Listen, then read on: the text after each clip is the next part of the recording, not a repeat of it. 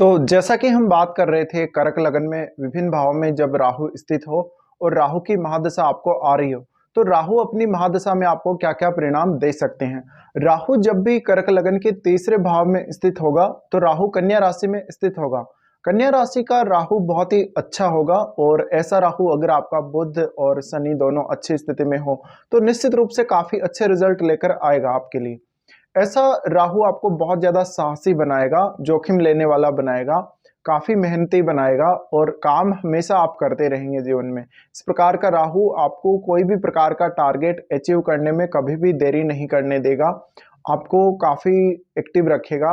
इस प्रकार का राहु हो सकता है कुछ असंतुष्टि आपको प्रदान करेगा। ऐसे जातकों के पास अक्सर उनकी काबिलियत के हिसाब से जॉब नहीं होता है या फिर जातक इतने ज़्यादा ऑब्सेस्ड हो जाते हैं राहु की दशा में कि उनको उस प्रकार से संतुष्टि मिलती नहीं जैसा वो चाहते हैं वास्तव में, क्योंकि ये हमेशा काफ़ी तेज़ी से आगे बढ़ना चाहते हैं और इनमें अपना खुद के बल पे आगे बढ़ने की क्षमता बहुत ज़्यादा आ जाती है जब भी राहु तीसरे भाव में हो। तीसरे भाव का राहु है तो आप में ज़्यादा से ज़्यादा काबिलियत वो डेवलप करेगा। इस प्रकार का राहु आपको अपनी हॉबीज पे फोकस करने के लिए भी काफी प्रेरित करेगा और हो सकता है आप कोई ऐसा फुल टाइम काम कर रहे हो जो वास्तव में आपकी हॉबी भी हो सकती है, लेकिन वहां से जो आपको नेम फेम मिल रहा है, जो आपको इनकम हो रही है, वो उतने अच्छे से नहीं हो पा रही है।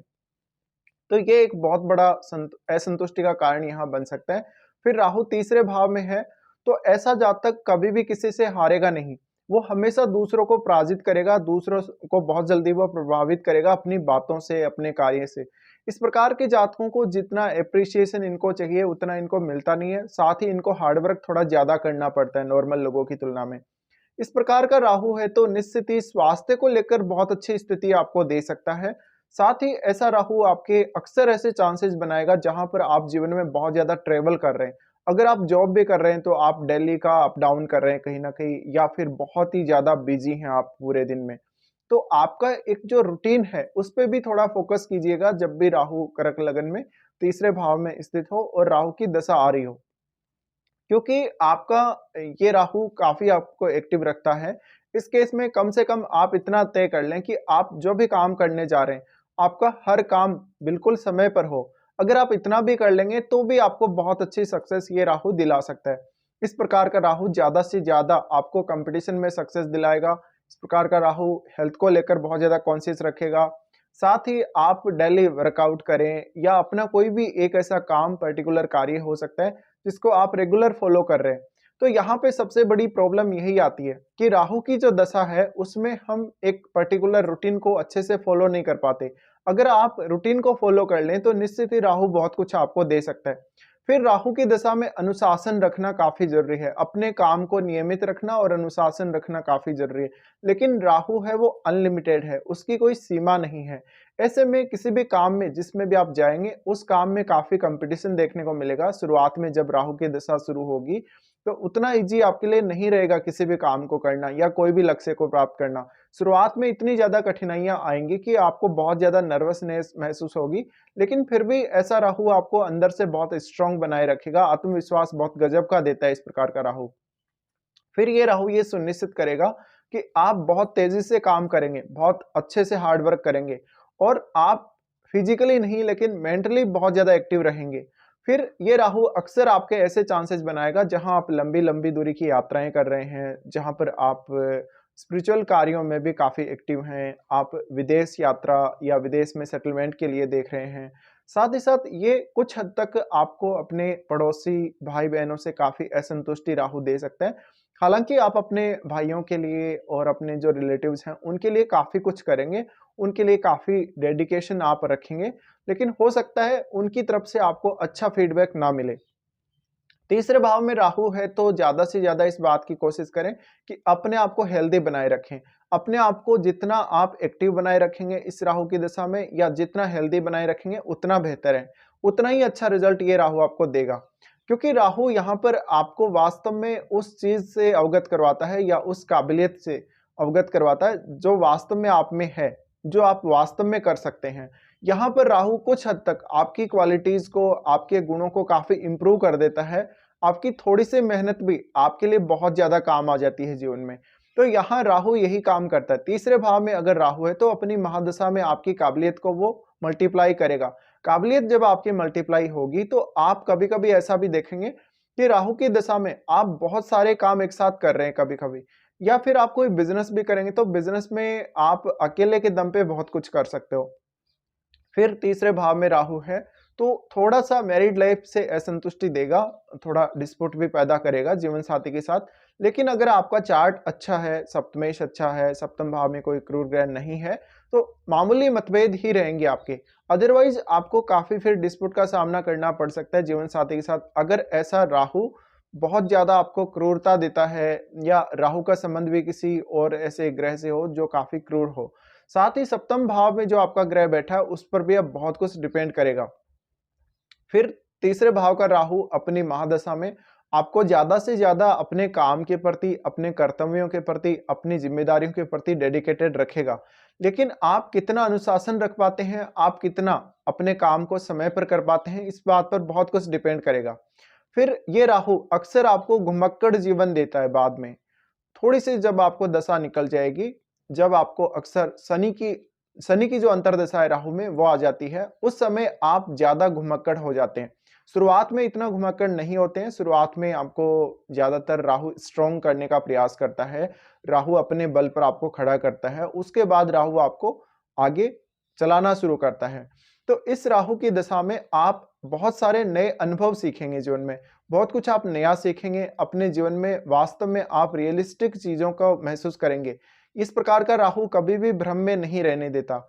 वास्तव में हम देखें तो राहु वैसे भ्रम का कारक है, लेकिन तीसरे भाव का राहु आपको एक्चुअल स्थिति से अवगत करवाता है और आपको एक रियल एक्सपीरियंस देता है हर घटना का। अब यहाँ राहु की अगर हम दृष्टियों की बात करें तो सबसे पहले, क्योंकि राहु सप्तम भाव को ही देखेगा, इस केस में राहु यहाँ अच्छे रिजल्ट देगा आपको, आपके कार्य क्षेत्र से जुड़े हुए, आपके बिजनेस से जुड़े हुए। लेकिन यहाँ पार्टनर के साथ मतभेद करवा सकता है, और जैसे कि मैंने ऑलरेडी बोला, अगर सप्तम भाव आपका अच्छा है तो निश्चित ही राहु थोड़े बहुत ही मतभेद करवाएगा। अदरवाइज आपको काफी सारी दिक्कतें अपने पार्टनर के साथ आ सकती हैं। यहाँ का राहु है तो निश्चित ही आपके बिजनेस में, आपके कार्य क्षेत्र में ज्यादा से ज्यादा ग्रोथ देने के लिए ये जिम्मेदार रहेगा। क्योंकि देखिए राहु की जो दशा होगी उस दशा में आपने वास्तव में कितनी मेहनत कर ली है, कितना कुछ आपने किया है, क्या कुछ आपने अचीव किया है, इसका अंदाजा आप नहीं लगा सकते। क्योंकि राहु आपको ऑब्सेशन देता है, तीसरे भाव का राहु बहुत ज्यादा ऑब्सेस्ड कर देगा आपको। तो आपने वास्तव में जो अचीव किया है वो भी बहुत कुछ है, वो भी पर्याप्त है आपके लिए, लेकिन आप ये नहीं समझ सकते क्योंकि राहु आपको हमेशा आगे बढ़ाता रहता है, हमेशा वो आगे चलाता रहता है। इस प्रकार का राहु अक्सर आपको करियर में बहुत ज्यादा आगे लेकर जाएगा, खुद की मेहनत पे आप आगे जाएंगे। लेकिन यहाँ अगर कोई बिजनेस भी आप लोग कर रहे हैं तो बिजनेस में भी अच्छी ग्रोथ होगी। थोड़ा सा आपको यहाँ पार्टनरशिप को लेकर सतर्क जरूर रहना चाहिए। फिर राहु देखते हैं नौवें भाव को। नौवें भाव को जब यहाँ राहु देखेंगे तो यहाँ केतु भी स्थित होंगे। इस केस में थोड़ा सा आपको ये दिक्कतें आ सकती हैं कि आध्यात्मिक रुझान थोड़ा ज्यादा रह सकता है कभी कभी, और जीवन साथी के साथ मतभेद होने के साथ साथ आपको अपने फादर के साथ या अपने गुरुजनों के साथ काफी मतभेद नजर आ सकते हैं। इस प्रकार का जातक धार्मिक रूप से काफी कट्टर हो सकता है, वो किसी का भी विरोध कर सकता है, उसके पर्टिकुलर कुछ नियम कानून हो सकते हैं जिन पे वो चलता हो। साथ ही राहु नवम भाव को देख रहे हैं तो भाग्य को उतना ज्यादा मजबूत नहीं करते। हालांकि आपको खुद की मेहनत से ही भाग्य बनाना पड़ेगा, भाग्य से ज्यादा उम्मीद आप लोगों को नहीं करनी चाहिए। नवम भाव को राहु देखता है तो यहाँ पर कुछ आप ऐसा अध्ययन कर सकते हो जहाँ पे आप स्पिरिचुअलिटी के बारे में कुछ नया जान सकते हो, या हमारे धार्मिक ग्रंथों का अध्ययन कर सकते हो, या जिस भी फील्ड में आप ज्यादा बिलीव करते हो, आप एस्ट्रोलॉजी वगैरह अकल्ट का ज्ञान ले सकते हो, या अन्य किसी भी फील्ड में, ऐसे ही फील्ड में आप जा सकते हो। साथ ही साथ ऐसा राहु अक्सर आपको जो भी धार्मिक स्थल हैं, जो तीर्थ स्थल हैं, उनकी यात्रा के लिए काफी प्रेरित करेगा। फिर राहु यहां से देखता है लाभ स्थान को। लाभ स्थान को जब राहु देखेगा, यहां पर राहु आपको ज्यादा डेडिकेशन देगा धन प्राप्ति के लिए, नेम फेम के लिए। तो ये सब डेडिकेशन आपको काफी काम भी आएगा। यहाँ पर कुछ हद तक आपके अपने नेटवर्क वाले लोगों के साथ आपके संबंध भी राहु खराब करता है, लेकिन जातक अपनी एक सेल्फ इमेज क्रिएट करता है, क्योंकि राहु का संबंध 11th हाउस और 7th हाउस दोनों से ही बन रहा है। इस केस में जातक अपनी खुद के बल पे अपनी एक इमेज क्रिएट करेगा लोगों के सामने, अपनी एक अलग पहचान वो बनाएगा और इसलिए जातक को ज़्यादा से ज़्यादा मेहनत करने की ज़रूरत पड़ेगी। तो ये कुछ परिणाम आ सकते हैं जब भी आपका राहु तीसरे भाव में आपके चार्ट में स्थित हो और राहु की दशा आ रही हो। अब ये परिणाम थोड़ा ऐज के हिसाब से अलग-अलग भी हो सकते हैं। जैसे कि अगर शुरुआती समय में राहु की दशा आ रही हो जन्म के बाद, तो आपको उतना अच्छे से राहु की दशा को यूटिलाइज़ करना नहीं आएगा क्योंकि आप उतने समर्थ नहीं होंगे उस समय। लेकिन अगर मिड एज में या थोड़ा-सा लेटर एज में या ओल्ड एज में ऐसी दशा आ रही है, तो बहुत कुछ आप कर सकते हैं। विशेष रूप से इस दशा का सबसे ज़्यादा फ़ायदा आप तब ले सकेंगे, जब ये आपको मिड एज में आ रही है, जब आप अपना करियर बनाने के लिए देख रहे हैं। तो राहु की इस दशा में मुख्य रूप से आपको खुद की मेहनत से ही सब कुछ करना पड़ेगा, खुद के बल पे ही सब कुछ करना पड़ेगा।